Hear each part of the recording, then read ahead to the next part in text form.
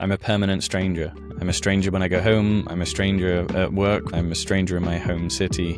A permanent stranger. I genuinely don't think I've been happy in a very long time. I'm in survival mode and I'm just surviving. This is safe, it's secure, it's comfortable, but I don't know what happiness looks like. If I'd have stayed in Swindon and never left, I may have been one of those Brexit voters. Experiencing different cultures all the time gives you a much kind of more global mindset, much less isolationist than people that don't leave their countries. I got really emotional and I couldn't figure out why it was. And I realized that it was the first time I felt like I was at home since I'd left home in the UK. Like that feeling, I'd missed it for so long. I hadn't experienced that feeling in so long. It was quite emotional, it was quite overwhelming.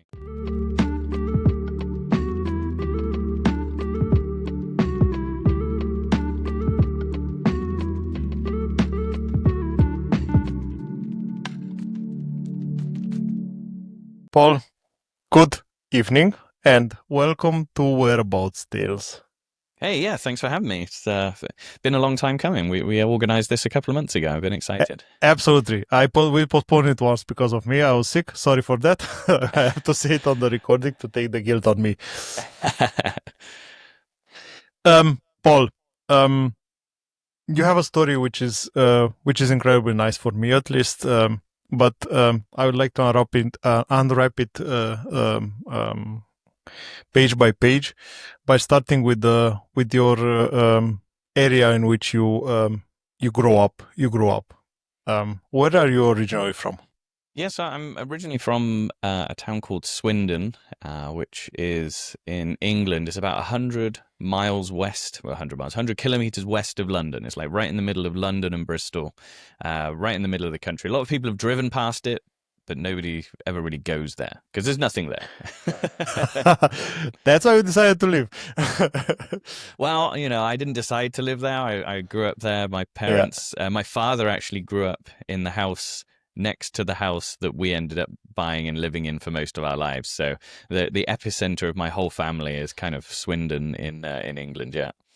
That's cool for your father. I think it's always interesting for people that are getting to make a living as a grown up in the place where they grew up by themselves, because it's so easy. You have all the connections, everyone.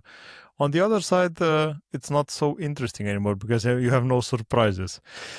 What sparked your interest to move abroad, Paul?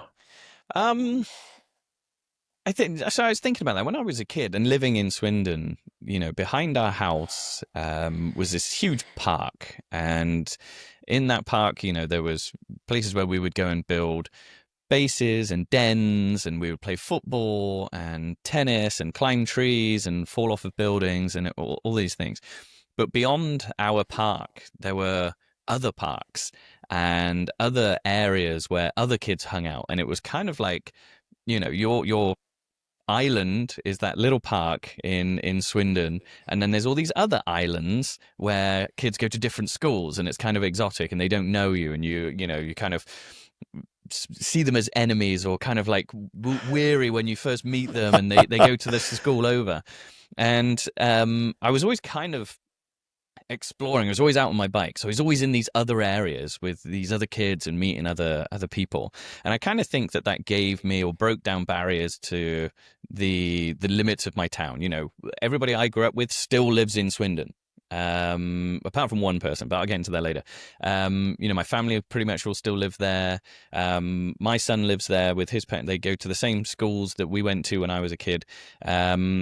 But I was always kind of like curious what was beyond the fence of the park, what was in the distance there. And the short answer to that is I met a girl and she wanted to leave England and I went with her. So the short answer is love, but the exotic answer is I've always been an explorer and I've always wanted to see what's out there. But really it was a girl. I like both of them. So she's the second person who's not living in your city anymore, right? Yeah, well, she was German. Oh. I met her when I was working in London, and she was working for Tesla Motors at the time, back when it was exciting. Yeah, before they'd even launched any cars. When it was a real sexy brand, and they closed the UK office. after she'd only been there about 6 months, and moved it to Amsterdam. And my wife was, she was my girlfriend at the time. She's my wife now. She's like, oh, I'm really sad because, I was kind of excited about this job opportunity. I'm going to have to leave. I'm like, you can't leave. Definitely not to stay here in Swindon with me. Like there's the world's most exciting company, and moving to Amsterdam, one of the world's most exciting cities. Like, it's a no-brainer. You're going.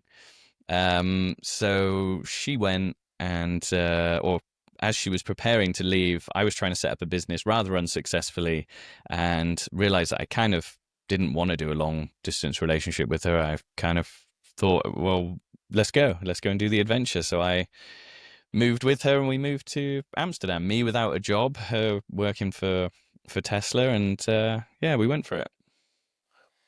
That's an interesting step. It's always an interesting step when you do it together because you're not alone, and I think that's important as an expat at least. But you are both expats in Amsterdam, right? Because she was, like you said, she was from Germany. You are from UK. How was the experience in the Netherlands? So we moved into an area called De Pipe, which is kind of one of the cooler areas. Very narrow streets, very tall houses. My wife had her work, so she was very, very focused on Tesla. I was kind of enjoying the city, networking, trying to find work. One thing that's wonderful about being European back when Britain was part of it, I was able to arrive in Amsterdam and be given health insurance whilst I looked for work, and then until I found a job, and I did, but it was very hard. It's a very strange city. I remember being in the hotel on that first night after we had driven over, put all our stuff in storage, and we went to this hotel whilst we were waiting for our apartment to be made ready. And I could hear the sirens in the background because we're in the city. And of course, they're different to what they were in the UK. And I just remember being led there at night, hearing the sirens and thinking, I am not in Swindon anymore. Like I've set fire to my whole life and decided to move to Amsterdam. And it was eye-opening. It was scary. But I think what I learned about Amsterdam really was that the world's quite a friendly place. I'm landed there. I networked. I found people. I've found a new career. We always managed to find a job when we needed it. When the bill wasn't going to get paid, some work came out of nowhere, and we managed to survive. And then it went beyond survival after a while, and we began to enjoy it. I think we were there nearly a year. And that was my first experience in a foreign city, and for it to be Amsterdam was pretty cool because everybody speaks English. So That for sure makes it an advantage, and the fact that English is your mother language, not your second or third language, makes it even more interesting because everyone is interested to speak with you because they improve their English. That makes it a lot of fun. But I have to ask you, what was the so first thing I think the you said you lived only in your hometown, so not in London at all before moving to Amsterdam? nope. I commuted from Swindon to London every day. It was a nightmare. And this was in the days where home office was just becoming to be a thing. So sometimes I was able to work from home. But no, yeah, I had only ever lived in Swindon my whole life, and Okay. I left when I was 31, and that was when we went to Amsterdam. Do you think it was the big city experience besides being in another country? Was Amsterdam a big city experience? Yeah, Amsterdam, culturally, aesthetically, was completely different to Swindon. correct. It was coffee shops on cobbled stone streets. It was no cars. It was biking everywhere. We didn't even have a car the whole time we were there. We were just riding our bikes everywhere. It rained more than England. People don't believe me, but it did. It just, the volume of rain might be more in England, but in Amsterdam it rains all the time, all the time, all the time. So it did feel like a big city experience to me because there's trams and buses and things. There's no trams in Swindon. There's not many tram networks in the whole of the UK, to be honest. it did feel like a big city experience. It made me less nervous about being an expat. I think it was almost kind of doing being an expat on easy mode, moving to Amsterdam. Sounds fun. Sounds fun. How was the what was your family's reaction when you said, you know what, I live my life all my life here, but I'm going with this girl that I met in London? They were excited. The biggest issue was, really was my son, because I think he was around 4 at that point, and um, he was living between me and his mother. And when I left, he moved in with his mother full time, and he was meant to come and see me often in Amsterdam. That didn't work out for a number of reasons, but my parents were very happy. My wife's parents were even more happy because they live in Germany, and now instead of it being a flight to come and see their daughter, it was just a much longer car ride. So they were happy with that. And then the next time we moved to Frankfurt, which is even slightly more closer to them. So each time we move in Germany, it seems we get slightly closer to them.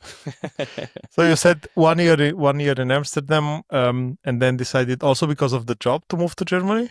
Yeah, so my wife took a kind of promotion into the sales realm of Tesla, so moved to Frankfurt and was working in one of the showrooms as a. They don't call them salespeople; they call them ownership experience advocates. So yeah, we were in Frankfurt, but again, we made that move without me having a job. I had no job. We rolled the dice again, and we moved to Frankfurt. And actually, that worked out fine for me. But Frankfurt, I didn't like. I didn't like Frankfurt. Frankfurt's grey, big, soulless shithole. Really, I just didn't like Frankfurt at all.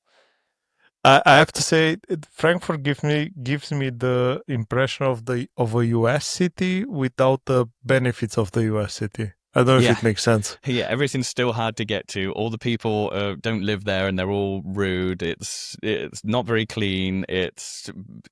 Layout is ridiculous. Like, yeah, Frankfurt is. I mean, maybe it's gotten better in the last decade. I haven't lived there in 10 years, but certainly when I was there, it was not a city I was fond of. I go every once in a while because I'm a big fan of Chipotle, and the only Yeah, yes, Chipotle restaurant is in Frankfurt. There is yeah. no other in Germany, so every once in a while I'm there because of that. But not much has changed. How long were you in Frankfurt? I was in Frankfurt for just over a year, and then I got a job in Wiesbaden, which is about 50 kilometers down the river, and that was beautiful. And then we were there for 5 years. So Wiesbaden is very much more of a home feeling place to me. It's still got a lot of its old buildings. It's still got a lot of character. It's got its cobblestone streets. It's got a wonderful church with a marketplace. It's quite a wealthy city as well. A lot of kind of generational wealth in there. It's the capital of the state, so it just feels nicer than Frankfurt. It feels classier. You had quite a journey. So you are not the typical I move into one place and stick there for the rest of it. You moved around a bit. Was it only job triggered? Um, Mainly. So yeah, actually, I moved twice more after that. So we went from Amsterdam to Frankfurt, Frankfurt to Wiesbaden, Wiesbaden to Stuttgart, and then Stuttgart to Mainz. So at the moment, I'm in Mainz. Mainz is just across the river from Wiesbaden. It's kind of the younger, hipper version of Wiesbaden because it's got a university. And Mainz is okay. I'm fairly happy here. We've been here 2.5 years now. But yeah, the journey of all these different places is exhausting, to be honest. I don't want to move again, but unfortunately, that you're going to end up moving again. It's just a matter of time. I, I see it as by now that I live in Germany as well, but I see it as a pattern in the German culture. This moving from one city to another is not something which is uncommon. It's a huge business that grow up in parallel to this or to support this. But this movement from one city to another is really happening a lot in Germany. At least this was my feeling. Yeah, and I there's a lot of things I love about Germany. There's a few things that still frustrate me about living here.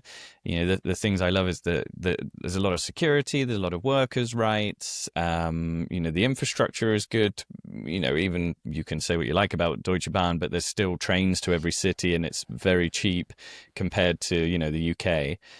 Um, but it's not a very warm country. It's not, and I'm not talking about the heat. I'm talking about the people.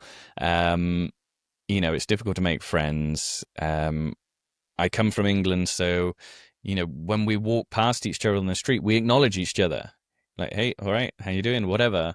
In Germany, they don't. They'll just walk past you, just completely ignore you, like you didn't even exist. Um, and then there's some cultural issues with with the immigration, with the makeup of the country that's not doesn't feel fully integrated. Everything feels isolated or siloed. There's the Turkish communities, the Syrian communities, the German communities, and they don't seem to gel very well. You seldomly see a bunch of Germans and a bunch of I'll say immigrants because they might be second, third, fourth generation immigrants, but you seldomly see the mix. It's very siloed, and again, I come from the UK where we kind of left that behind a long time ago, and there was a lot better integration. Again, I haven't lived in England for 12 years. It might be different now, but that was my experience. Other things that I like about Germany, everything's quite close together. So, you can go to the supermarkets and get what you need and walk home or ride your bike home. So I kind of like that infrastructure. Again, in England, everything is kind of, you go and do a huge shop at Tesco's once every 2 weeks. And I think I eat more healthy now because of I'll go into the shop. I'm going to buy a few vegetables, a few bits and pieces, and we grab that. So that's other things I like. I like to say that I think talking about the what you said at the beginning of being I'd say a bit colder is it's not necessarily so it's so interesting because I'm in Germany since 10 years as well, and I realize more and more that people are they have a they have a strange openness to welcome you inside, to talk to you, to have a chat with you, but there is a moment in which they break it. Like, there is I have the feeling that it's all a surface discussion which is happening, and it stays as the surface discussion. This was my feeling, at least until now. Um, Yeah, I don't know. I, Please go on. so I've joined football clubs over here and played in football clubs and always found them to be very welcome. At the moment, I'm part of a baseball club, so I play baseball and softball here, which is kind of an obscure sport. But the friendliness and welcomeness I get at those clubs are quite different. It seems to be like, okay, those doors are open and everybody's kind of makes an attempt to talk to you in English. They're a bit nervous sometimes to do it at first, especially when they know you're English. I think if it's a German and a Romanian person, they'll kind of both accept that their English isn't perfect and they'll just talk. But if it's a German and a British person, sometimes they feel a bit shy about it. And, for us, for an English person, somebody trying to speak English is amazing. Like we already like you just for trying. Like we're never going to pick apart your grammar or be like, oh my gosh, this guy's English is horrible. Like, no, no, no, you're speaking our language. This is amazing. So yeah, and once they realize that, once we're appreciative of it, I find that they really open up. You'll go from somebody who never says any words to you at all to having like full on conversations. And I'm like, I thought you didn't speak English. The typical answer that I got at the beginning was when I was asking, do you speak English? They would always say a little bit, but then half an hour into the conversation, I thought, that's not a little bit, my friend. That's a really good English. So I don't Yeah. know what you mean by a little bit. Yeah, I met so there was a guy at the baseball club there with his wife, and so I play there with my wife, and exactly that scenario. I was talking to him. His English was fantastic. He was not nervous about it at all, but his wife was. His wife's a doctor, and I remember us going out and. We were talking about something, and she said, "Oh, I think they're eavesdropping, or I'm eavesdropping on this conversation." I was like, eavesdropping? I was like, you tell me you didn't speak very good English. You come out with eavesdropping. Eavesdropping. Where do you even know that word from? And so I think that helped break down some walls there. And she was kind of like, oh, okay, like, yeah, I'm cool here to Yeah. try and talk English. It's interesting for me. The only thing which is interesting, we went to deep into the language, but I think what makes it interesting for me. So growing up in Romania, I've seen a lot of English in TV. Not the British English, of course, the American English, because that's the places you get the most movies. But I kind of learn how the English language is spoken. I most probably not don't get the grammar. I think the most spoken language in the world is broken English. So Yeah. we all speak this. Um, but what I do realize quite often in my German colleagues is that they learn it in school and they are good learners, like they learn the rules. But I hear quite often people saying honest, to be honest, because it's written honest, we read it honest. Or the funniest piece for me is Wednesday. So I think Wednesday was something which will forever be stuck into my head, because Yeah. I never heard someone struggling to read exactly a word which was written on the paper. Yeah, and my wife still makes grammatical mistakes talking to me, and we only talk in English. But the thing is, I'm so used to broken English now that I barely even notice. I'm listening to understand, not to correct. So I Polish, Romanian, French, German, Italians, Norwegian, Swedish, Dutch, Danish. Like I've worked with them all, and so I'm just used to this kind of not quite correct English, but I'm never hearing the inaccuracies anymore. I'm just hearing the message. Correct. Makes sense. Makes sense. And that's a good message. That's a good piece of message, Paul. Um, I have to ask you, how are you with German? Ich kann ein bisschen Deutsch sprechen, aber nicht so gut. Ich habe Supermarket Deutsch. I call it restaurant Dutch. We have different perspective there. Yeah. Yeah, no, I speak enough German to get around. It's not something that I didn't enjoy learning it, and I found it very, very difficult. So the main course that I went to was an evening class, and square room, square table, teacher, 15 people in there, the Iranians, Italians, Czech guys, and off we go. Here's the book, and you're learning to read, write, and speak at the same time. The good old Integrationskurs. Yes, genau.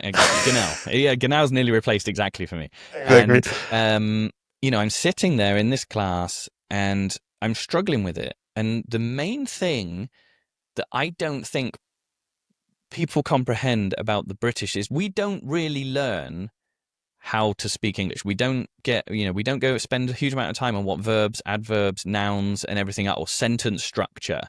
We speak it.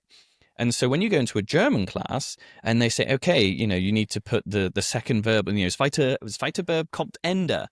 And I'm like, which is the verb in this sentence? So in order to learn German, I had to learn English again first. Oh, that's interesting. And so for me, it just wasn't an enjoyable process. And I found that as the course went on, I was getting slightly further behind everybody. Everybody was kind of picking up where they should be, and I was slightly further behind. And I think when I finished my A2, I just was so traumatized that I didn't go back. I realized that I could speak enough German to get around. That learning this language, is not something I take to very well. And I haven't really been back. I know I owe it to my wife and to Germany to learn more of it, but I know it's a year-long process of torture. 4 times a week, 4 hours a night, whatever it is, of looking stupid. And to me, it's just not a way I want to live my life at the moment, to be honest. But Paul, I have to ask you, because you mentioned that you are nobody's teaching you exactly how to speak the language in England, and makes sense. I think it's the same for German. I do remember a discussion that I had with one of my colleagues when I asked him, okay, how do you know if it's then, there, or this? And he said, man, I don't know. I just know. I Yeah, have that's no exactly idea. what my wife said. Yeah, and and I need that pattern. Like, if you teach me the pattern, Yeah, I'll revise that pattern and I'll figure it out. absolutely. But like she's, no, you just need to know that it's den Apfel. And I'm like, where's it den out and das Auto? And then that changes parts of the sentence, 5, 6 words before. And then is it formal? Is it informal? And it's just so much. And because there's no pattern to it, I can't figure it out. And for me, the what made it really hard at the beginning was the fact that the conclusion of that sentence was happening at the end. So to make sense of that sentence, you had to wait until the verb was at the end. Yeah.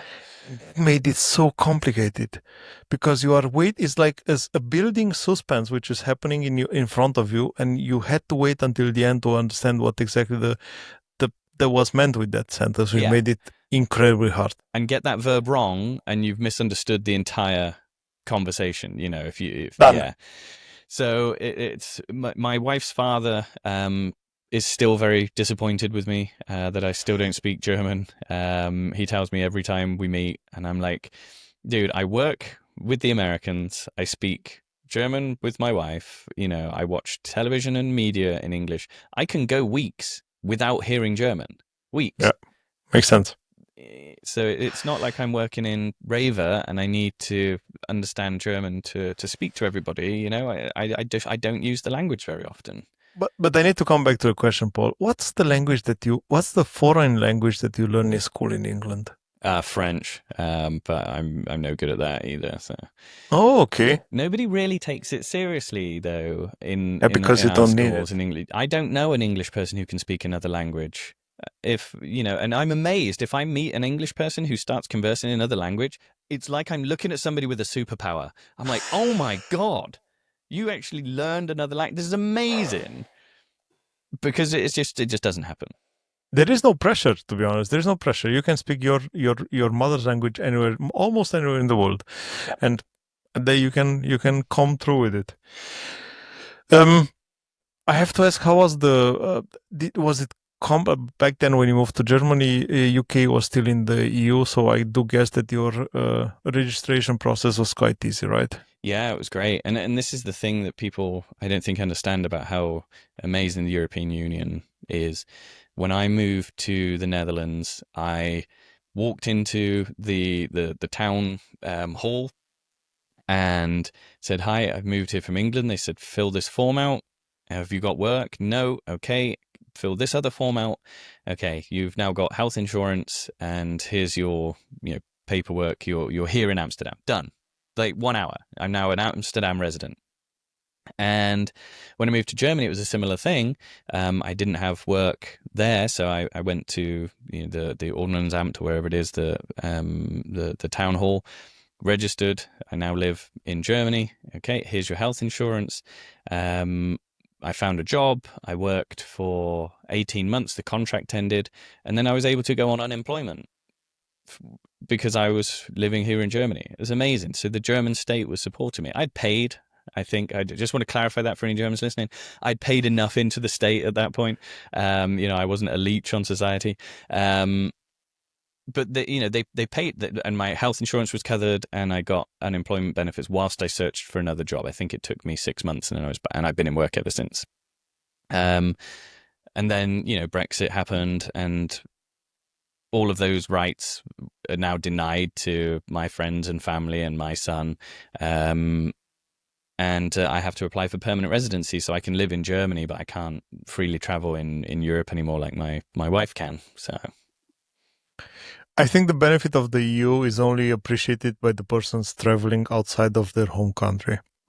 yeah, And I think I see that in Romania as well. I see that quite often, that nobody understands why exactly we need the EU. That makes no sense. But March 2025, since March 2025, Romania is in the Schengen space as well. So now I don't have, because driving from Germany to Romania, which I do once a year, the only border that I had to stop in was the Romanian border, so the border between Hungary and Romania. And now I don't have to do even that anymore, and that's such an amazing feeling. The mm, fact that you are able to use everywhere you go into European space, you can use euro. I think there are huge benefits that nobody's able to understand. But if you don't travel, this is what's happening. I mean, yeah. it's so easy. I remember making a YouTube video.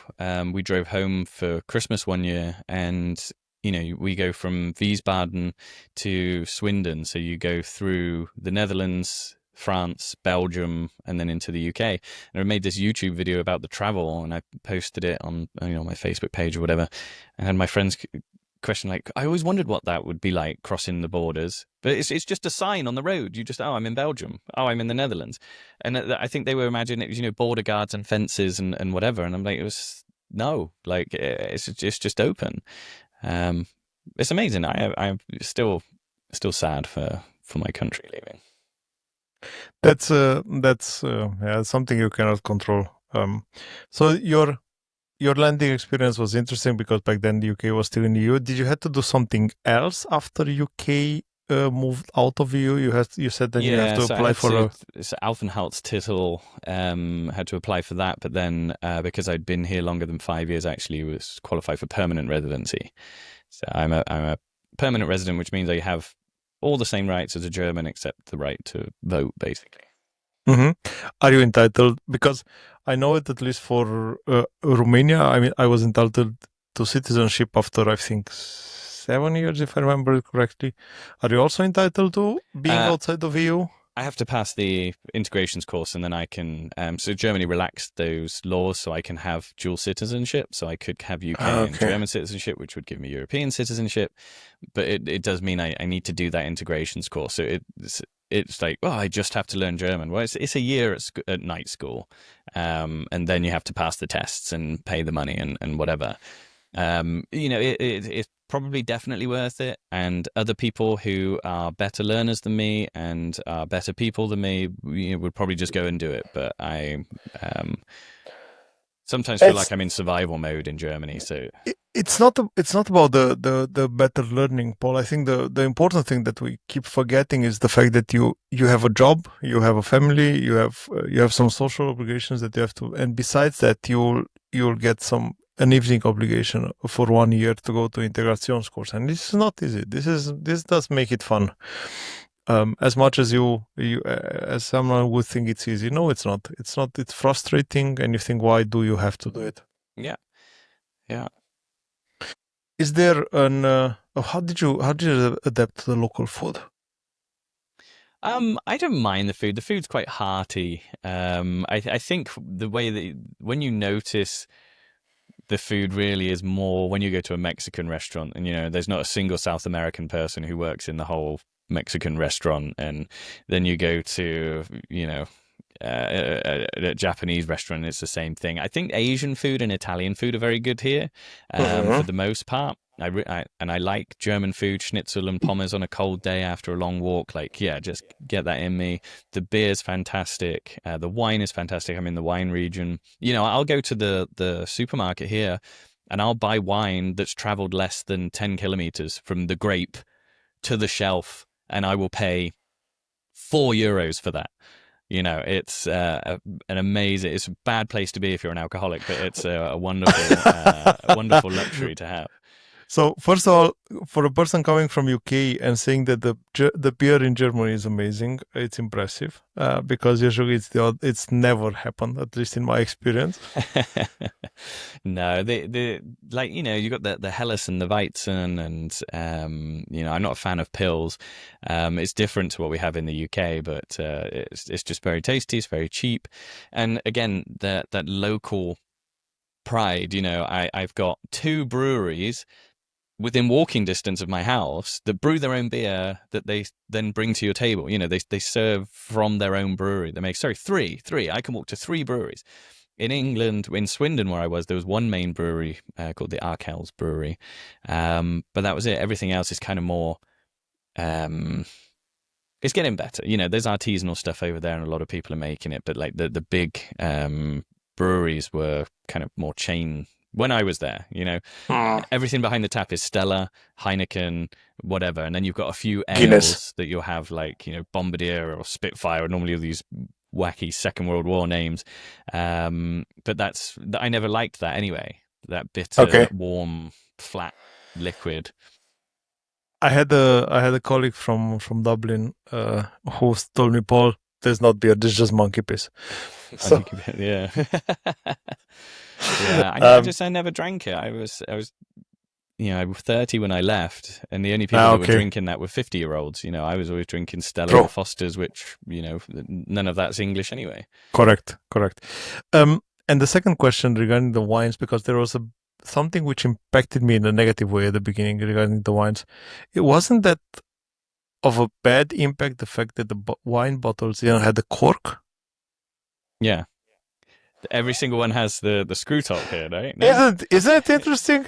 Yeah, well, any bottle of wine you get in England has to have a cork, right? Because Exactly. otherwise, it's not a It's bottle of wine. It's it's not too cheap. fancy. Yes, it's too cheap. Exactly. And then you come here Exactly. and everything's got a screw top, and you're like, oh, screw top. But then after a while, you're just like, that's really handy because when I go to the river, I can open my wine. Absolutely. Absolutely. But I think that the most the interesting fact is that this fanciness is missing from the wine bottles, but nobody's upset with that. I mean, everyone is happy to have a local wine. Yeah. Have you ever experienced a basin? Basin? No, I don't know what that is. It could be that it's a Baden-Württemberg thing. Maybe your wife can tell you, but it's an they have a basin is actually the name of the broom. Okay. That's actually what its name is, and in fact there are houses inside of wine fields, and usually back then in the old times they were using that house during the summer for the family that owned the wine yard Okay. to live there during the summer, so they are closer to the wine because they had to do a lot of work at the winery, and that's why they had to live closer. And what was usually happening, I know the story from a colleague of mine. What was usually happening, they were cooking two types of food every day, and whomever was going around and working and not having a basin inside their winery, they were coming by, having their food, and paying them for that. So you only have two types of food, like happening every day, but different, like like you would have a normal household cooking, Yeah. but for you're cooking more because you knew that people are coming in to enjoy your food, and that habit stayed there. And you have basin now, so you have places in which and the name of basin, sorry, I have to jump back a bit to the logic, was that because you knew that when the broom was in the door, the basin was closed, and when the broom was not in the door, then the basin was open. Okay. I'm sure my wife would know about that. She did the hike. I think it's the Westweg hike, which Yeah, runs the entire way through the Black Forest. And so yeah. she was staying in little places all along the way. I think it took her 2 weeks in like a different house every night. So I'm sure she came across that. But no, I haven't. I haven't come across that. That's an interesting experience, I have to say. um what was the thing that took you the most by surprise in Germany? I think how much every city looks the same. Whether you're in Berlin or Cologne or Dusseldorf or Hanover, like they all just look the same. And I wasn't. I'm not. It's not like that in the town where in the UK where I'm from. Every village, whether it's 12 miles apart or 200 miles apart, they're all completely different, or there's a lot more uniqueness at play. So that took a while to get used to because a lot of the places where a lot of people live, like your Colognes or your Dortmunds or whatever, there's very little redeeming features to them. When people say they're going to the Cologne for the weekend, I'm like, why? Like, oh, we want to see the Dom. I'm like, yeah, like that's it. That's all you're going to see there. Like, this is whatever. So, and then, we went to Berlin, and I was very underwhelmed because we'd been to a lot of nice places in Germany up until that point. So we went to Berlin. I was quite excited about it. But Berlin's weird because every other city kind of has that central place where everybody goes to. You go to the old Stadt, there's an old church that was probably rebuilt in the 1950s. It has the old market square that was rebuilt in the 1950s. It's all Disneyland. None of it's original. And you kind of hang out there and it feels nice. But in Berlin, that doesn't really exist. So you have to kind of peel back the curtain a bit, especially with somewhere like Berlin, and it becomes about the people and the art and the feel. And I remember being in Berlin, having this experience at the Mauer Park on the Sunday. We'd spent the whole weekend there. I was learning about the Berlin Wall because I didn't really understand it fully back then. And we're in this park and we're sat in this amphitheater, which is just built into the side of the park, this stone amphitheater. And there's just street performers performing, magicians and things like this and jugglers and whatever in the middle. And we're just sat around. And then there's a guy coming round with a crate of beer, and he's like, cold beer, €3. And you're like, yeah, give me a cold beer. This is great. Just sat in the park there, chilling, watching these people. And then as we were leaving, there was a band playing in the middle of the field, and all of their instruments were powered by like car batteries. So they had this huge trolley that they were pushing through, and they were just playing in the middle of the field. And I was like, oh, I get it now. I get it. This is Berlin. It doesn't matter what it looks like. It's the feel of the place. And I think what I took from that is, when I go to these different cities that do look the same, is I am looking for that. Okay, what's the feel of this place? Really? We went to Cologne at the Christmas market this last year, and we were in the city by the Dom, and it was just dominated by tourists. It was horrible. I was like, I don't want to be here. My wife's like, well, there's this other Christmas market. There's like a pop-up Christmas market. It's a train ride away. It's on the outsides of Cologne. I'm like, yeah, let's go. And we went there, and it was amazing. Like, everything was screwed together by plywood. Everything was made out of pallets, and and again, I said, oh, it's that feel of Cologne. It's this diversity of people and experience and having fun, and everybody's like chilled. It feels different. So I think that's kind of the ugliness of Germany took me by surprise, or the sameness of it. But then once you really get into the culture, it's about how it feels. I think Berlin is the last German city that there is in Germany because the internationality of the city is impressive, at least for me. Yeah, I got Like, served in English in every place I went to at Berlin, and they absolutely, and didn't there are know I was places English. exactly, and there are places which they are not even able to speak German. So in the restaurant owners and the people serving the table, they're not able to speak German. I think that's impressive. It's nice. It's also impressive. Talking about Christmas markets, I have a thing. I don't enjoy big cities. I was a I was a grown up villager in Romania, so I lived every once in a while, studied and so on in the big cities, but I was never a huge fan of the big cities. And in Germany, I was never a big fan of the big cities because most of them, like you say, they are Disneyland because most of them were completely destroyed after the Second World War and they were rebuilt. So nothing in there is authentic anymore. But I learned to enjoy small cities, and we discovered some interesting places. Most probably your wife again knows them. I don't know if you know, but for example, Rothenburg ob der Trauber, Yeah, I've been there. Yeah. which is an amazing. It's a city. What gives me a different feeling, of course, now is full of Asians and a lot of tourists, and it's not that fun anymore. And it's nicer to go in during the weekdays, not during the weekends, because in the weekends it's just crazy.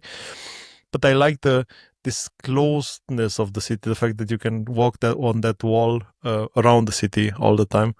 And talk about Christmas markets, man. I don't know if you have seen the Christmas market. There are two amazing one in Germany that I've experienced at least. I'm a huge fan of Christmas, my wife as well, so we are fanboys of Christmas markets. The first one is in Goslar, in the northern part of Germany, and the second one, which is really nice, again a small one, is in Bad Wimpfen, which is not Okay. that far away from Stuttgart.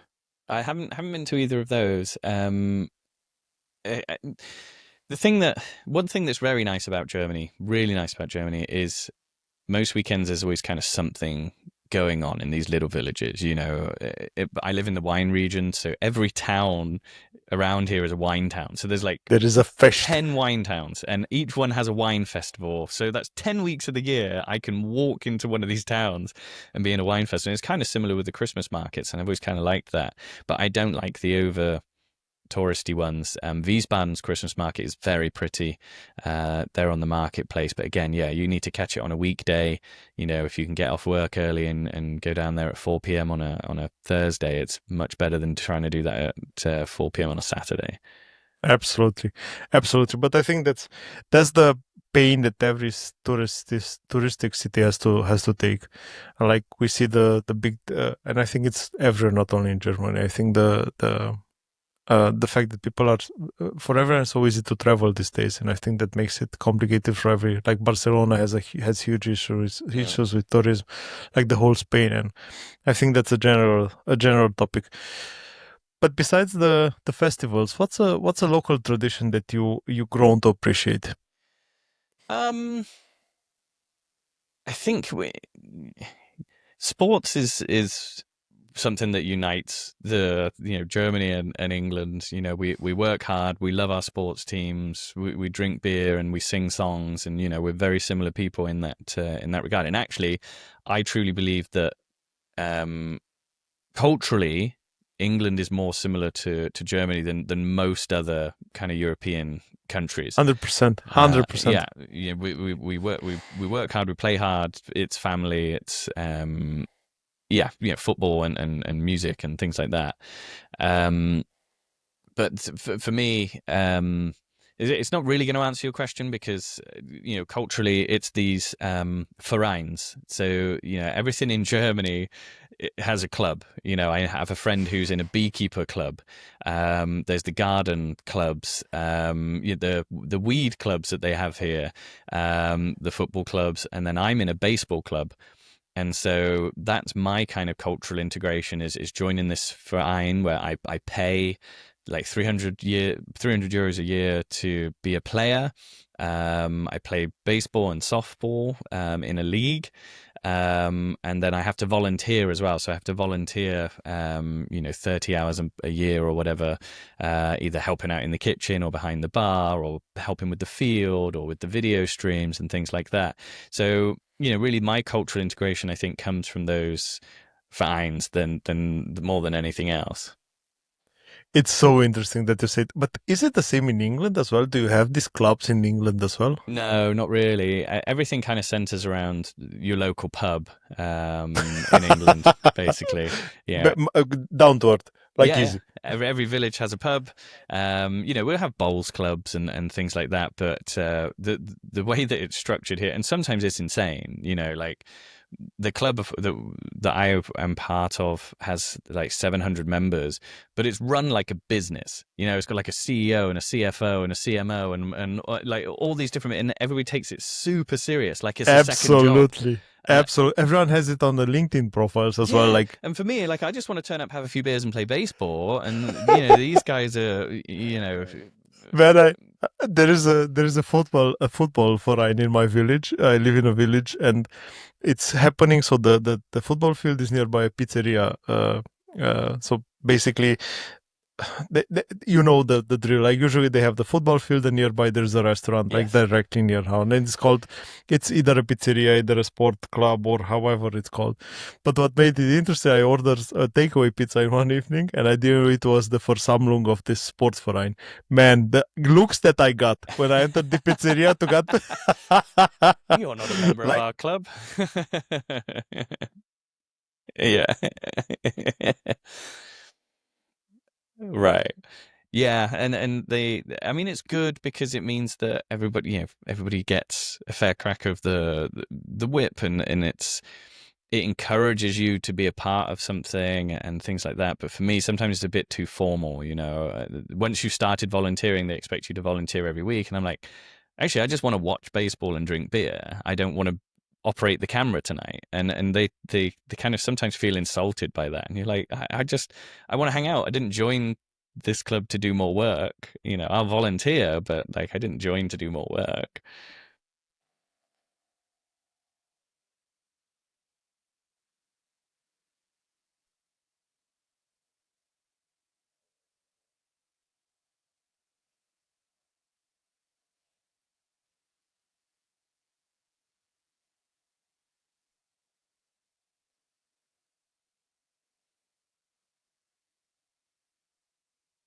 I would say they're direct in the words they use. They get to the point very quickly. But I think I've learned a bit from them. In that case, I'll say, hey, I don't want to do that. I just want to hang out. And that, they're annoyed or whatever, or they, but they're okay with that. But if I do something wrong, or if I'm, helping out and I roll the cables up wrong, they'll tell you super directly, and you just say, and you're not used to it. In England, people would either let you do it or be like, well, not quite right, but let's have a look at that again. Whereas here, like, that's wrong. You need to take it out and you do it again. And you're like, oh, yeah, exactly, yeah.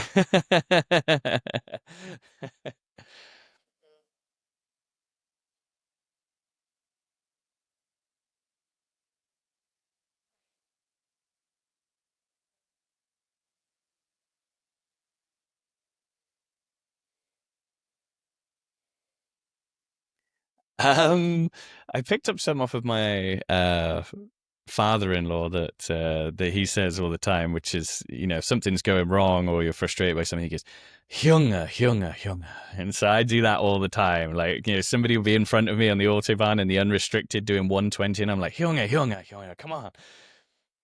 So yeah, I pick up a little bit of that, but really, a lot of the stuff that I picked up is the kind of cultural stuff. Instead of going to a pub, you'll go to a supermarket and buy a bottle of wine and put two plastic cups in your rucksack and cycle down to the Rhine, and you'll sit on the Rhine and drink your bottle of wine and talk, and it's all pretty chilled out. Um, what else do I do? Ride my bike a lot more. A lot of the cities here are quite bike friendly. However, I ride an e-bike, and no e-bike ride is complete without a German shouting at you for something. Right? Right? Either you've ridden on the path, or you've gone down the road the wrong way, or they feel that this part of the forest is for walkers only, or they've got a dog and they're shouting at you, and you're like, I can see the dog. I'm looking at the dog. I'm not going to run over your stupid dog. But yeah, you try and yeah,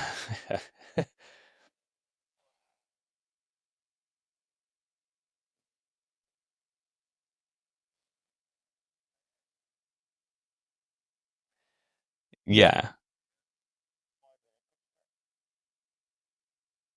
Well, the joke that I have is that car drivers hate cyclists, walkers hate cyclists, and cyclists hate other cyclists. It's like the cyclists are just the enemy of everybody. Oh, they'll do it to you. Like in England, we'll just tut and like walk past, whereas they will remonstrate with you in the street. And this only happened a couple of months ago. It was a hot summer's day. We live on the hill that goes into mine. It's a very steep hill. And there was something happening in the city, so all the trams had stopped, so they're all backed up. So it's just the whole road is just trams all the way up the hill. So I can't go down the road on my bike. So I'm riding on the path slowly, and as I get halfway down, I can see the guy. You can see them a mile off. That he's like, well, he's not going to move because this is a footpath. And as I get close to him, he puts his arms out like this, blah blah blah, and I say, I don't understand what he's saying. And I'm like, the trams are stuck in the road, you dick. And there was a guy in the store who obviously spoke English, just burst out into laughter. And I just rode past this guy, and I'm like, I haven't got time to deal with Germanness today. Like, God.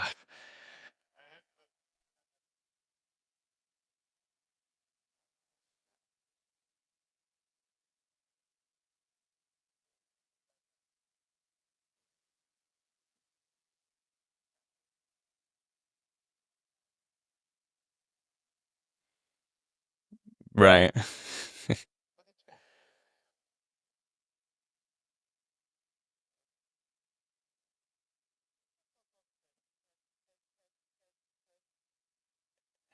Yeah.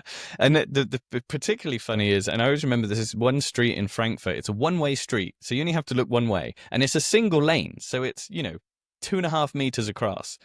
And it would be red, and like, there's nothing coming.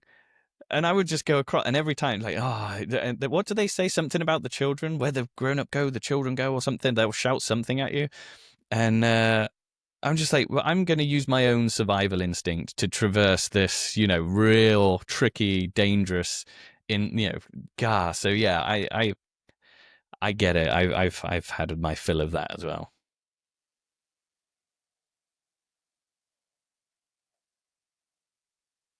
It was great. We drove from England to my wife's parents, and I'd never driven in Europe before, across Europe. So, we drive into Belgium. Belgian drivers are the worst, by the way. If you're Belgian and you're listening to this, be ashamed of yourself. Um, we drive through Belgium. We go into the Netherlands, or you clip France and into the Netherlands, and then we're in Germany. And I've been driving in Germany about half an hour. And I looked at my wife and I'm like, wait, are we on the Autobahn? She's like, yeah. I'm like, there's no speed limit. She's like, yeah.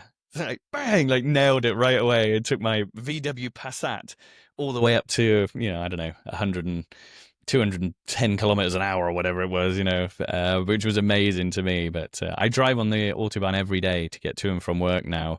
And for the most part, Germans are very orderly. They'll move out of the way and you move out of their way, and that's great for the most part. Because when you go back to England, people feel like it's their responsibility to police the lanes. So if they're doing 80 in the fast lane and you want to do 90, they'll just be like, nope, I'm not moving. I'm doing 80 and you'll just have to stay behind me. And that's infuriating. But at least in Germany, for the most part, they'll move out of your way.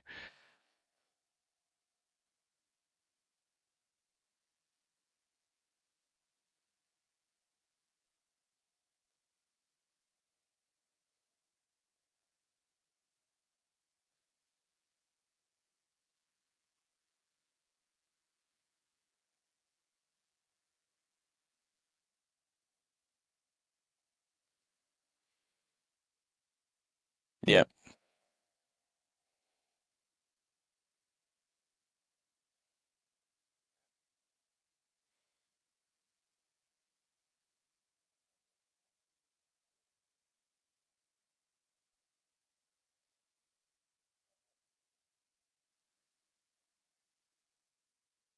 Yeah, I see it every day. Every day. Every day. They'll check the mirror once. The car looks like it's far away. They just pull out. You're doing 160 and they're doing 110 in the unrestricted. And then, you slow down because you have to.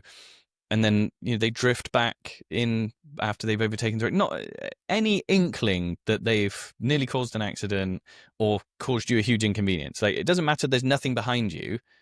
They've pulled out in front. So it's infuriating, and I tell you, because I have to do it every day, it wears on me. It wears on me. I have to be really disciplined and be like, okay, calm down, slow down, get back in the lane, and chill out. Because yeah, I'm gonna wreck one of these days.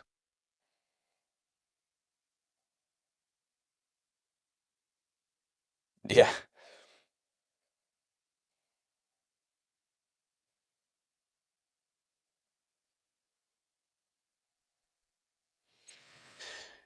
Hmm.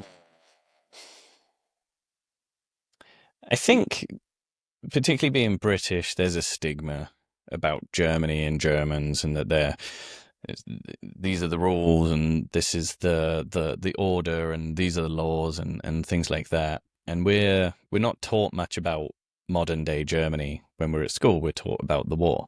Um, so you kind of just think that I don't know what you think, but you definitely, unless you're educated enough or you look into it enough, you assume that everybody was a Nazi in Germany, during that period, that everybody was a Nazi. And that's not true, that it was the governing party and the armies and things. But I don't think people in my country receive the level of education that they should, about modern day Germany. And I think at the moment they're going through a bit of a renaissance. They're going through a bit of okay, we're a powerhouse of economy. We have responsibilities, the defense responsibilities in NATO, and they're stepping up. They're kind of shedding that skin. Like, now is the time to be proud to be German, and to go for it. And so I think there's a misconception that the German people of this very rule followed, which they are. Don't get me wrong. They are very much about following the rules and order and things like that. But actually, it makes for a very nice society. I think the fact that people will move over for you in the lanes, that people respect noise ordinance. So at night, when they at 10 o'clock, everybody will generally be quiet, and if they're not, you can actually call the ordnance and or the police, and they'll come out and tell them to keep the noise down. Um, and so everybody's kind of respectful of each other, sometimes a bit weary of each other, but for the most part, they're very respectful of each other. So I kind of like that, and I think that I notice that in Americans, I notice that in British people, that less and less we're becoming kind of less tolerant of each other or less respectful of each other. If there's a party going on in your house, in your street in the UK, that thing can go on all night, and there's nothing you can do about it really, because there's no real laws or rules that prevent it, and if they are, they're not enforced. But here in Germany, they take that very seriously. So the Ruhezeit on Sundays, where everything's closed, is a time to connect with your family. Is a time to go on walks. It's not a time to go shopping or anything like that. So as a people, they're very family orientated. They build friends earlier. They have a close network of friends, and they stay close through the rest of their lives. They work very hard, and they're very respectful of each other, and I really like that about Germany. You mentioned Sunday time. Do you have this in UK, or everything is No, open on Sunday? everything's open. The supermarkets have shorter opening hours. I think they're open like 9 till 10 p.m. or something. It took a huge amount of getting used to at first because you have to prepare in advance. Anything you don't have on a Sunday, you are not going to have. But actually, I kind of like it, and I think probably over the years it saved me thousands and thousands of pounds or euros because when it's a Sunday, there's nothing else to do. You go down the shops or you go to the town centre or you go wherever and you spend 20 quid there, 100 quid there, 150 quid here. But you can't do that on a Sunday, so you have to be more creative. So it's for bike rides, it's for walks, it's for sitting by the river and things. You can have an ice cream, but it's best so in the Yeah. in the summer. But I don't know if you know the story of the Sundays. It's an interesting one in Germany. So it started somewhere in the 60s or 70s, if I remember correctly, and it was started by the, let's say, as a kids movement, and it started as a behind the premise that the Sundays belongs to my father. And that's why they had this they have this action which is happening, which is lasting until today. And I think it's amazing. I come from Romania, which everything is open almost 24/7, so I know what you mean by getting a habit and getting prepared ahead of time, like. Yeah. But you still have the local bakeries open on Sunday, right? So in the Bakeries morning are at open on least. Sunday. Most restaurants are open on Sunday, but little else beyond that. Yeah. Yeah, that's an interesting piece. You talk about restaurants, Paul. What's your favorite local food?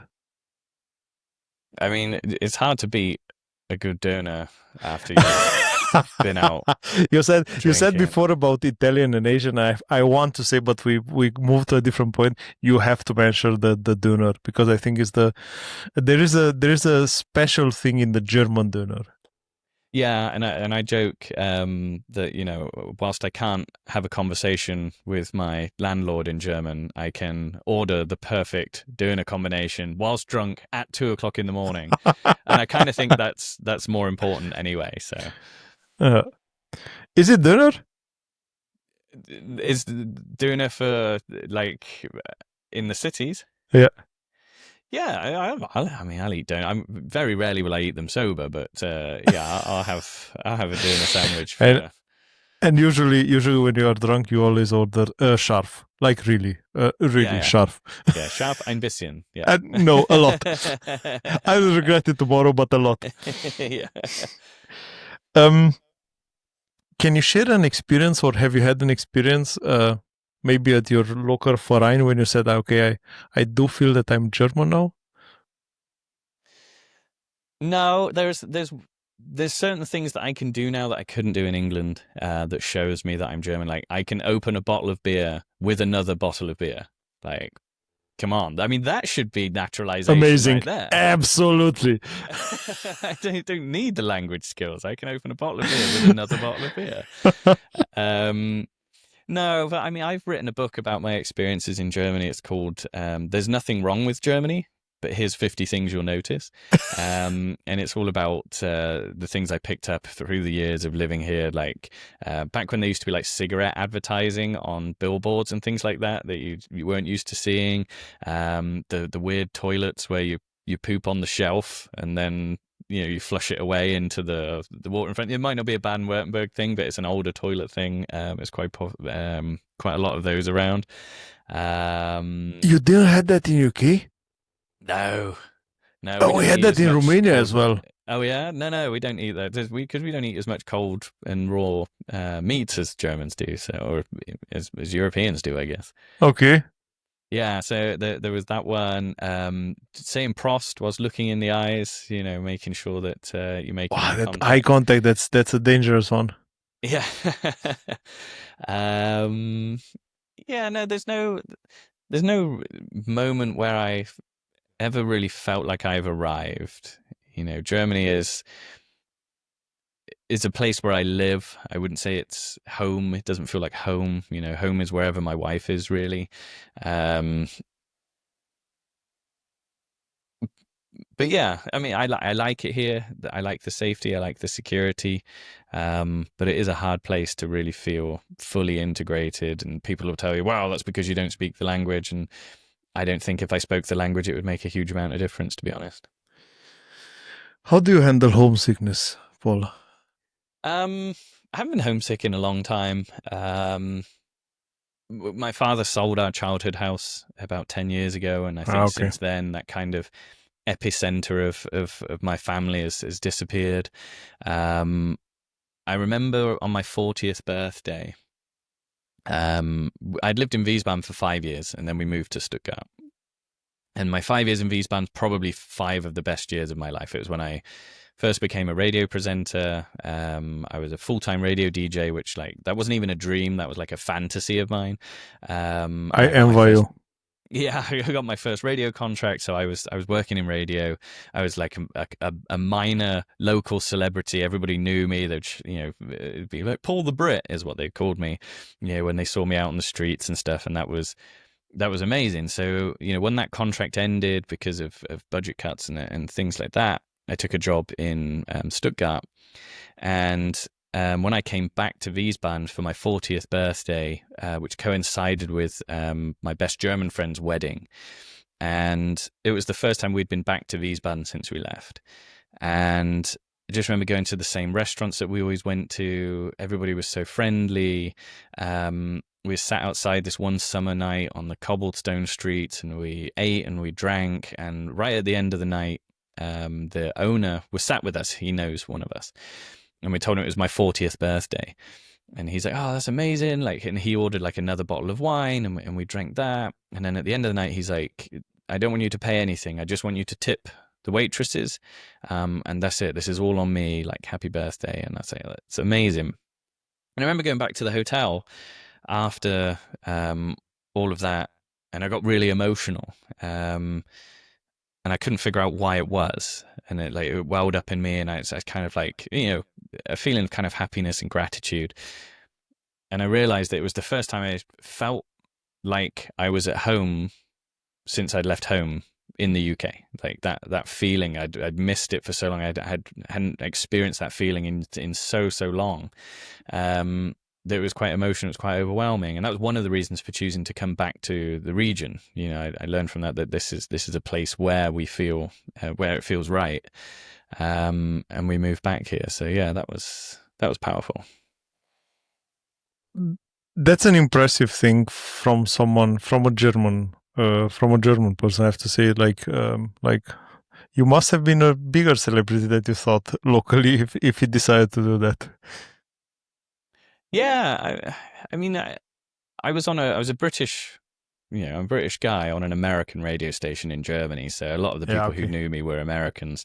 But yeah, I did have Germans that listened to the show Hmm. and made friends with, and they would listen in during the day and text stuff in and stuff whilst I'm presenting and things. It was a really nice time of life. I felt that I'd achieved a dream that I didn't dare dream. And yeah, it was a wonderful time. You must know. I have to do a small excursus, but you must know the what's the name of the Rob Green from Big FM. Yes, yeah, yeah, yeah. Yeah, who's doing this? I think it's the first person that I heard speaking the perfect German and the perfect English. I don't know if it was the perfect, but it sounds the best from a person that I've heard it. Being Yeah, he's still bilingual. going, isn't he? He's still one of the morning show He's presenters. not doing the morning show anymore since some Oh, years. I think he actually said, "I'm sick of of being getting up in the awake at." morning. Yeah, I was the morning show host, and yeah, it gets old. It gets old eventually. He did I think he had a like 10 to 2 p.m. or something afternoon show or something like this, but he's doing it. He's still going on. Yeah, cool.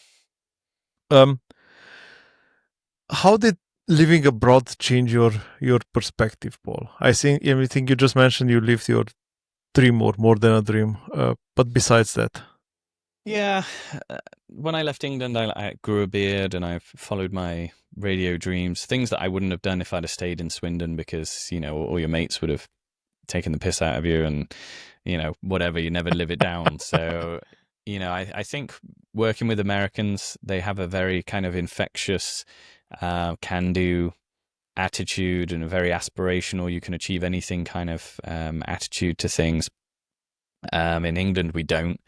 If you have a dream of doing something, people are like, what do you want to do that for? Or, you can't do that or whatever, it's not so aspirational. So leaving the country allowed me the freedom to reinvent myself completely. I think if I'd have stayed in Swindon and never left, I may have been one of those Brexit voters, because I consumed that media. I was surrounded by people that had oh, that's so that interesting. kind of mindset. A very small, non-aspirational town in Swindon, full of working-class people. It, I think that leaving England completely broadened my horizons, made me see that we're all kind of the same, whatever country you come from. We all value similar things.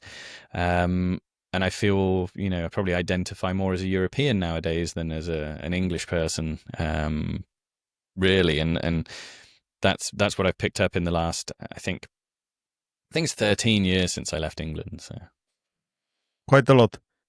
How was the how has your relationship with your home country changed in these 13 years?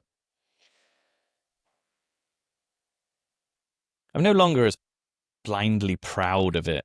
I think people, particularly Americans, when they hear the accent, they assume that we're all, well educated and things like that. But really, it's when I go back there, I don't necessarily miss it. I was back there a few weeks ago, and I was driving around to see my brother and my father, and we had to go out through the West Country, and we're driving through these tiny villages, and they're so picturesque. The only thing in it is that it's got like a pub, it's got a chip shop, and it's got a cafe. And that's perfect. Like, this is amazing. I could live here. But then I go to my hometown, and it's dreary and everything's changed, and there's buildings where there weren't buildings before, and the culture is now so international that that there's parts of the town where you can walk through and you're the only white person, and that's that is what it is. But to me, I because I haven't grown with that change, it's odd to me. And you think, wow, okay, this whole area is different to what it was when I was a kid. For better, for worse, for good or bad, I don't really care. But because I've taken a 13-year break and I only go back every 1 or 2 years, it's always very stark. So yeah, I think what I'm trying to say is I'm less proud to be British than I probably would have been if I'd never have left Britain. I think we're a bit full of ourselves. I think that stays, or that's the case for everyone living only in their home country.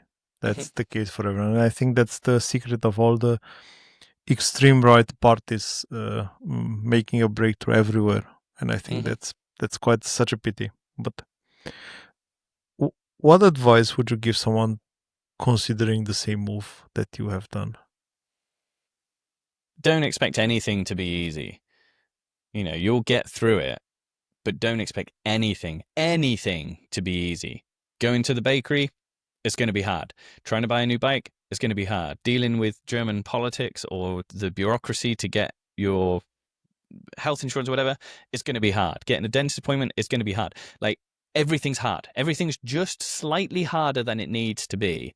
And I say this to my wife, it's like, if I'm going to go to the post office, I know through experience now that my post office it'll take cards, but it'll only take EC cards. And my card isn't an EC card. So I had to learn that the hard way. I had to go there with all my parcels, and they'll be like, oh, the card doesn't work. And then you're trying to have a conversation in a language you don't speak. And German's their second language as well.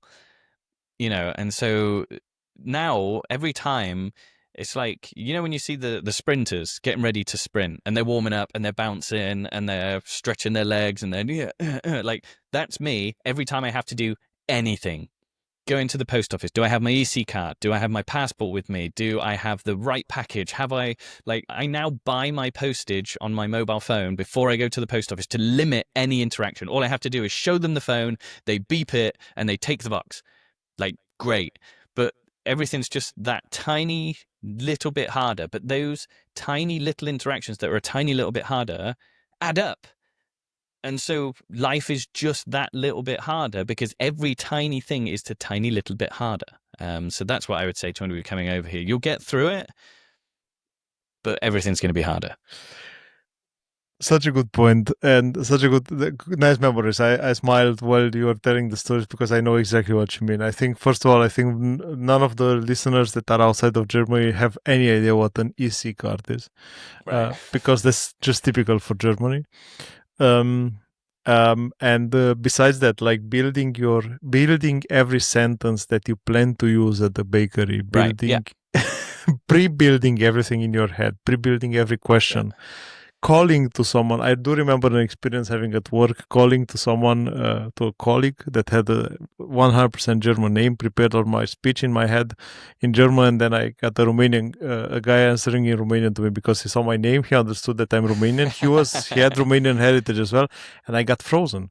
I couldn't say anything because everything prepared in my head was in German, and I couldn't say a word. I Yeah. got stuck. Yeah, absolutely. Totally right. You know the words that you're going to say in the right order, and then it's transactional German. You'll say, yeah, ich habe ein Paket zum Abholen, and they'll say, yeah, okay, welches Name or whatever, and you're like, Name is Hughes, Hughes, Yeah, and they're yeah. like, okay, and then off they go. But if they say something like, oh, we don't have that packet, the driver hasn't been here yet, you're just like, bitte? So, nochmal? Ja, okay. Ein bisschen langsamer, Yeah, bitte? yeah, yeah. Yeah, I fully get what you're saying. Um, what's the funniest thing that's ever happened to you in Germany since you moved here? Oh, wow. That's a good question.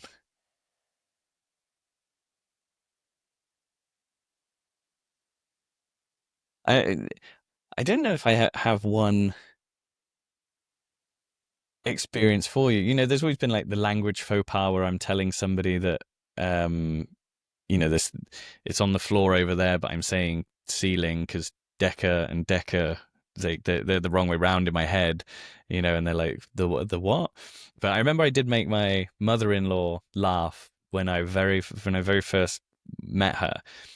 I had no idea that they called cell phones handies because I'd only been speaking with my wife, and my wife just called it a mobile phone or cell phone or whatever.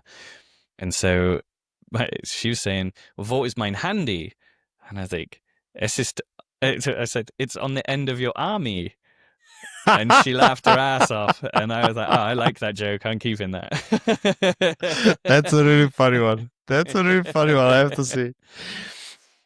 Um, is there an I will not call it a misunderstanding, but there are some misuse. We talked at the beginning, but there are some misuse of a German of an English of English words, and for me the funniest is still becoming, because the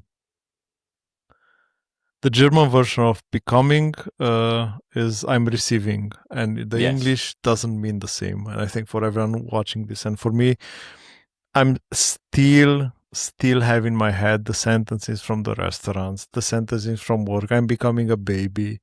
I don't know. I'm becoming a schnitzel, and I still think they are extremely funny. Do you have something which is My my stuck in your my head? mother-in-law says that all the time. So it's like, yes, I become the jam or something. You're like, what? You became it? Yes, I get that a lot. No, I think for me the biggest struggle I have is trying to connect with my father-in-law. Um, I can listen to a conversation, I can understand what they're talking about, I can understand if it's a good or bad, um, and I can get the overall. But when he speaks, I do not understand a single word. He can like often, would you like something to drink? and I'll be like just looking at my wife like, what? She's like, do you want a drink? And I'm like, why can't I understand him? Like that's the most basic thing, because he makes every sentence sound like one word, and he uses these weird colloquial words that I can't understand. And I feel, yeah, it makes me feel bad, because then he'll, after a weekend, if we're spending a weekend together, he's super frustrated because every time he says something, I'm like, huh? And it's something simple like, are you ready to go? I'm like, why can't I understand him? So yeah, those issues are real. Struggling, absolutely, absolutely, and I think it goes both ways, and I think it goes from German in English and from English in German. I think this lost in translations moment. I think the for a so exact language as a German language, the fact that they are using, for example, for brötchens, for the small breads, they are using 7 different words depending on the area, region, and the way in which they phrase it. I think that makes it complicated for everyone coming from outside of this culture. And I think I don't know if it's happening in your area as well, but My worst thing is the thing with Z, where it can mean she or they, and yeah, then true. ear, which can mean her, but you would use C if you're saying, like, yeah, I mean, even now I'm confusing myself. Like that Yeah, drives me because crazy, because when I'm trying to think of it, I'm trying to say she's on her way. That's fine. Sie ist auf dem Weg, but like it's hers is not. That's you know you can do it both ways, and so I never know where I am, and so I say it, and then I'm like, am I saying that right? I So think the yeah, fact that you don't have this formal way of saying things in English that makes it confusing for you. yeah. For me that was easy because we have it in Romanian as well, and I Oh, was okay, yeah. able to make the to connect things in my head, and that's why I was able to sing to use it as well. Um, what's the most unexpected way in which living abroad changed you?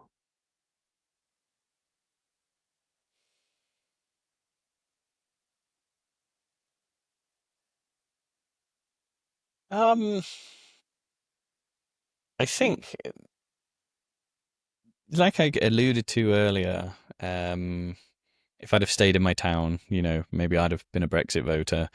Um, so I think that how liberal it's kind of made me, in Hmm. regards to immigration, in regards to gay rights and things like this, and that's I wouldn't say necessarily it surprised me, but it opened my eyes that we're all humans together on one planet, whichever culture you come from.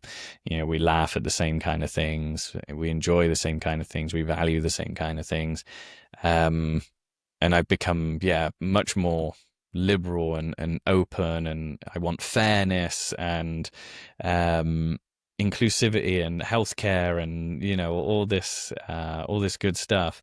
Not that I was right wing back then. I've always been pretty open minded, but I think coming into Europe, living in these different countries, experiencing different cultures all the time, gives you a much kind of more global mindset, much less isolationist than people that don't leave their countries are, and I think that's quite surprising. Paul, why should someone consider Germany when moving abroad? Um, as far as I know, there's good schools, there's high employment here. I would say that I wouldn't. Germany probably shouldn't be top of your list if you don't speak the language and you want to move somewhere and do a job, because even if you Google English speaking jobs, they'll say they want you to have excellent English and they want you to be fluent in German. It's buried in the job description, and you'll read this job and you'll be like, oh, that sounds great. And, oh yeah, I can do that. I can do that. Oh, I might apply for this. Must Yeah. have, fluent German. You're like, well, why didn't you put that at the top? Because this whole advert's in English. I looked for English jobs, and yet you still want German. Um, so that's going to be tough for anybody. Like, if you speak German, come on over. It's going to be great. You'll have a great time here. But there's a lot of things that the older generation of Germany are taking advantage of, or are so set in their ways about, that I read lots of horror stories about landlords and expectations around housing and money and things like that that can be really, really tough. And also I think the landlord topic is a critical one. I don't know if it's the same in UK, but in Germany it's so crazy. Like when you go to get an apartment, it's worse than a job interview. Yeah, yeah. I mean, we're lucky, and I'll say this, and like I've noticed white privilege because I'm a white immigrant. I've noticed that I don't have as many issues as other people do. That's when you go to anywhere, you go to offices or you go to supermarkets, they'll assume that you're German. And then if you don't understand them or whatever, then they're normally a bit nicer to you. But I've seen firsthand how they'll treat people that have a different skin color to them. Not all the time, but I think they have a much harder time of it than I do. Like that, there's a white privilege that I have enjoyed here in Germany. You lucky son of a gun. I Right. my face is not saying German, it's saying Turkish 100%. I got spoken in directly into Turkish so many times. Right. Yeah. Yeah. No, it's I remember being at a the job center, and this was when I was receiving an unemployment benefit, and they stopped it.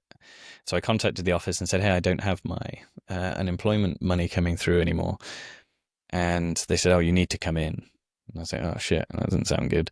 So I grabbed my German friend and said, "Can you come with me? Because they only speak to you in German in these offices. It's like a legal requirement."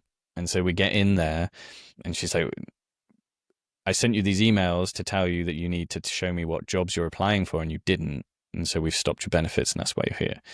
And so I've been in a German course for the last month. I've been learning German. And she goes off, the lady there, that I'm not meant to be doing that. Like, they're paying me to look for a job. So I'm not meant to be. And so she's telling me this, but she's telling my friend, and my friend's translating. He's like, "Yeah, you're not allowed to do that. You can't go and learn German whilst you're meant to be looking for work. That's all you're meant to be doing." And I was like, I genuinely thought I was doing the right thing. I genuinely thought, doing a 3-hour German course is going to help me integrate and it's going to help me find a job. And then she switched to English, and she's like, "Look, you didn't tell me any of that, okay? You didn't tell me any of that. We'll start the benefits again. Keep looking for work, but you shouldn't have been doing that." And then she signed my forms and she let me leave. Now I think that if I wasn't white European, that I don't think I would have gotten quite as much leeway with that. Maybe that's completely incorrect, but I definitely felt, there was a kinship there, that I got away with it. I do think you're right. I do. I do think that nobody would have believed you if you said, but Right. I do it on all goodwill. No, you didn't. Yeah, exactly. Paul, the discussion with you was a pleasure because the reason why I start doing this is that I want to, let's say, I didn't want to admit that I was the only one going through all these experiences, and every time when I discover someone that went through the same experiences and half of the things that you told the story about, I was laughing because I was I was just seeing You can myself relate going to it, through yeah. absolutely.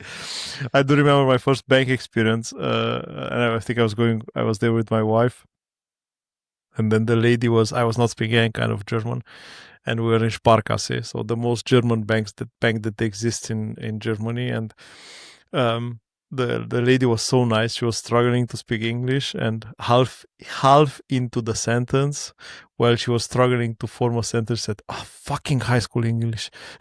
I had so many experiences, and I love when I hear people having or experiences the same things. Um, Before we wrap this up, I have some let's say some standard questions that I had to ask at the end, and also some rapid fire questions. I have usually the, let's say, the rapid fire questions I tailored based on the guest, and I will start with those ones, and then I have the standard questions that are finishing the discussion. First German word you learn and use correctly. Genau, probably. Yeah, that sticks in my head as as one very early on I picked up. Because it's just it sounds better than exactly. Exactly is too hard to say. But genau, yeah, genau, definitely. Kommst du Ähm, von England? Genau. ja, Ja, ganz genau. genau. Currywurst, Bratwurst or neither? Bratwurst. I like currywurst, but a lot of the time, nearly all of the time, the sauce is too sweet. And I don't like that. Like I'm used to curry, British curry, chicken tikka masala, and things like that. So you when I hear actually know curry, you actually know how curry tastes like. exactly, and then they put this sauce, and I'm like, oh, it's like a weird sweet, not spicy ketchup. Yeah. So I've had some good currywurst, but bratwurst on its own for me. Absolutely makes sense. What's more intimidating, biking in Berlin or driving on autobahn? I recently biked in Berlin for the first time on like one of those lime bikes, and I did okay. I didn't have too many issues, so I'll say the autobahn because it's never relaxing. I don't know if you've ever taken an American road trip and you've been on those long highways where you put the cruise control on and you basically just chill out for 7 hours.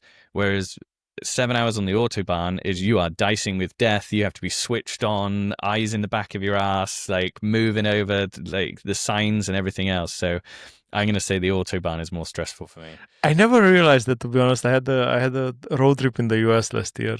We drove from I would say the complete East Coast, from New York to Miami and back, and I have to say the experience was really relaxing. Like you said, the driving was kind of boring on some instances, Yeah, but also at the same time, I have to say the autobahn is impressive because whenever there is no speed limit, there is your full attention there. You have no you are not tempted to touch your phone. You are not then tempted right. to do something else because you are in your pants and you are Yeah. completely focused on driving. I think the biggest difference is that the trucks in America go as fast as the cars. So, the trucks are doing 80 miles an hour, whereas here they're all doing, 110 kilometers an hour and you're doing 190. So it's like the disparity in the speed causes a lot of the friction. But yeah, it's just not But relaxing. you know what scared me in the US? The fact that you have this rule in Germany where the fast lane is on the left side and the slow Oh, lane is yeah. on the Yeah. right. In America, just, This yeah. was for me a crazy chaos, and especially when you have the areas where you have 6, 7, 8 um, lanes of the on the on the highway. That was even more impressive. Right. um, what German habit or rule surprised you the most? um, I mean, we've already mentioned the traffic light one, Correct, but that which was is yeah.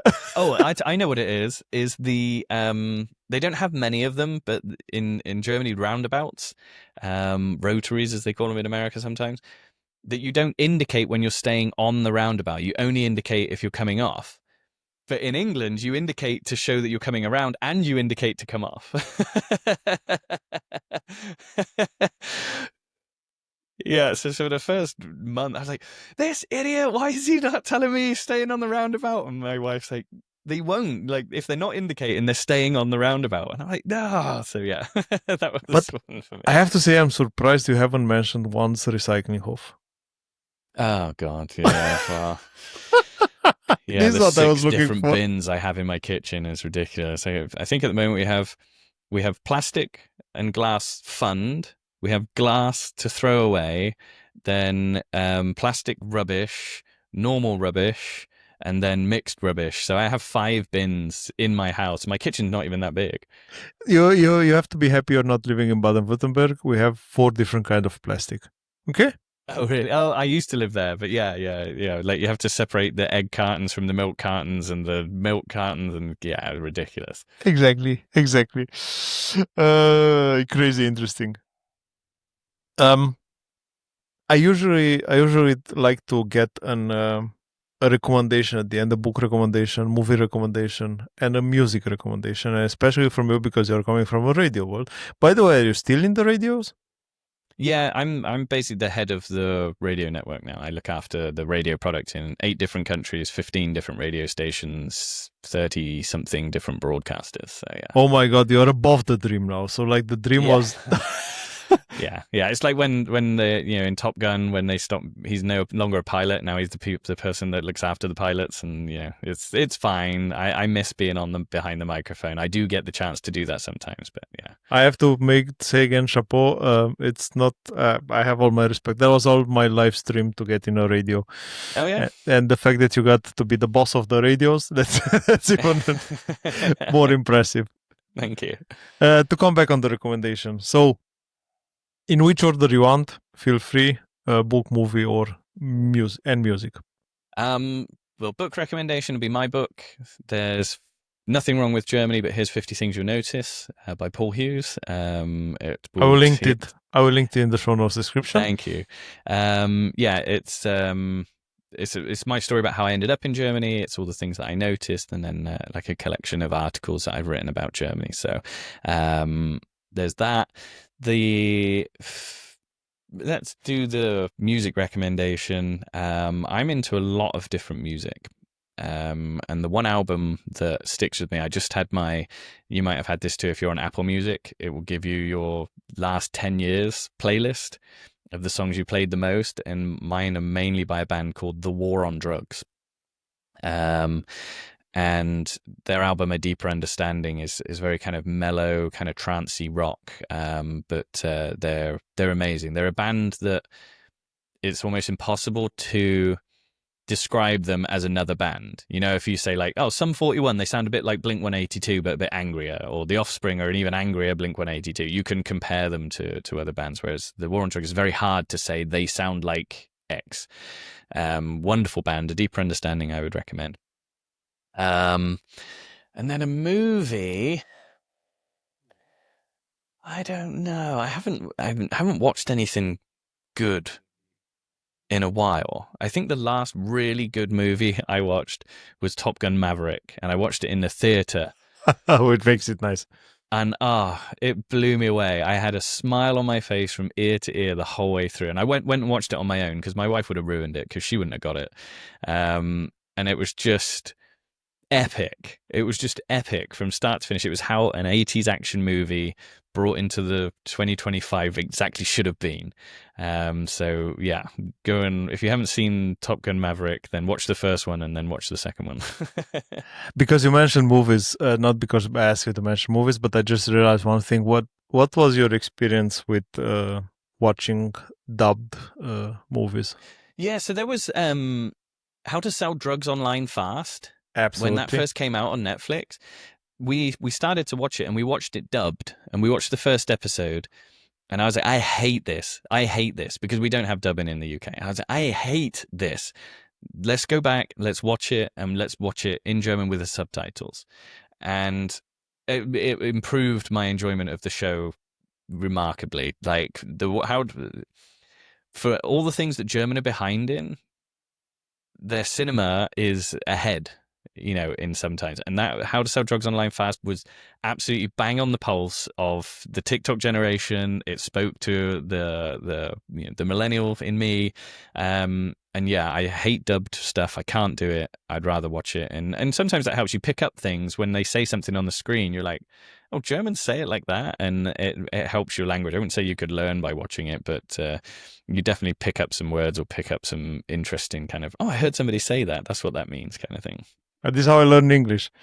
Okay. So, but I have as we are both non-native German speakers, I have a recommendation for you, and that's the Kangaroo Chronicle.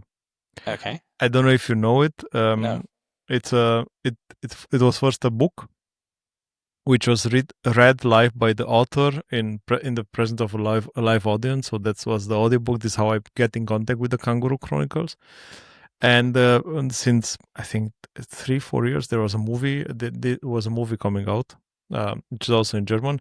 It's written by a famous comic in Germany. I don't remember, unfortunately, his name. Han Uwe or something like this. Okay. And it's a fantasy fun story. It's extremely funny. extremely Okay. funny, and it has an easy German that it's easy to understand. Kangaroo Chronicles. Okay, yeah, all right, I'll check that out. Yeah, that's an interesting one. Um, the last question, Paul. Mhm. How does happiness look like for an expat from UK living in Germany?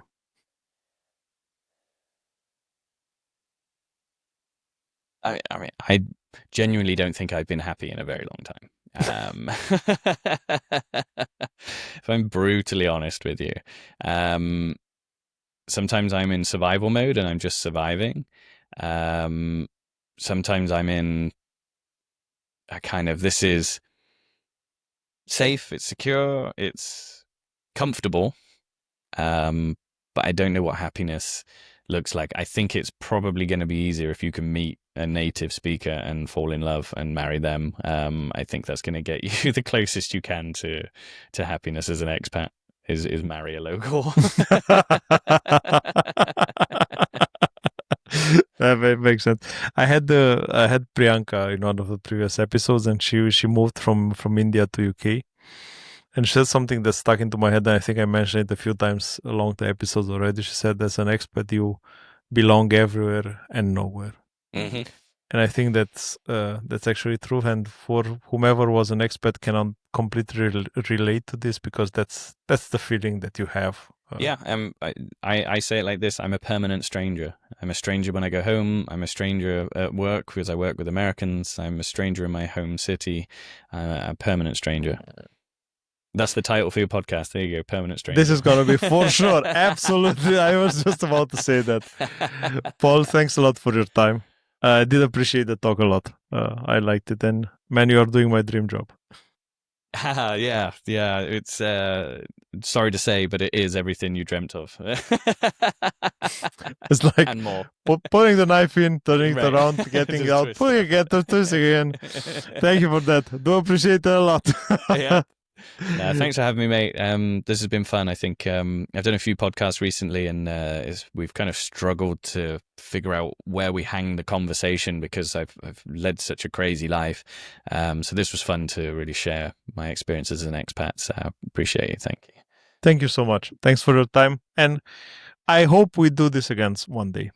Yeah, why not? Enjoy. Have a nice one. Thanks, mate. Bye.